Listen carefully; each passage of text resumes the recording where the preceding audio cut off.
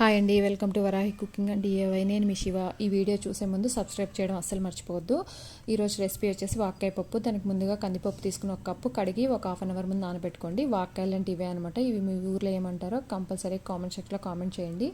ఇలా మధ్యలో కట్ చేస్తే సీడ్ ఉంటుంది, తీసేయాలన్నమాట. ఇవి చూస్తే మీకు ఏం గుర్తొస్తుంది? మనం చిన్నప్పుడు స్కూల్కి వెళ్ళేటప్పుడు ప్యాకెట్స్లో చెర్రీస్ అని అమ్మేవారు కదా, ఇవే అనమాట. వాళ్ళు కలరు షుగర్ సిరప్ వేసి ఉడకపెట్టి అమ్మేసేవారు. ఇప్పుడు కూడా కేక్స్ పైన ఇవే డెకరేషన్గా పెడతారు. అవి కట్ చేసుకున్నాక పప్పులో యాడ్ చేసుకోవాలి. ఉల్లిపాయ, పచ్చిమిరకాయ, వాక్కాయలు, కొంచెం చింతపండు, పసుపు వేసుకోవాలి. ఇష్టమున్న వాళ్ళు అయితే కారం కూడా వేసుకుని మూత పెట్టేసి హై ఫ్లేమ్లో 3, సిమ్లో 2 రానివ్వాలన్నమాట. ప్రెషర్ అంతా పోయిన తర్వాత మూత తీసేసి సరిపడా ఉప్పు వేసి పప్పు గుత్త నాముకోవాలి. ఇప్పుడు తిరగమాత పెట్టుకోవాలి.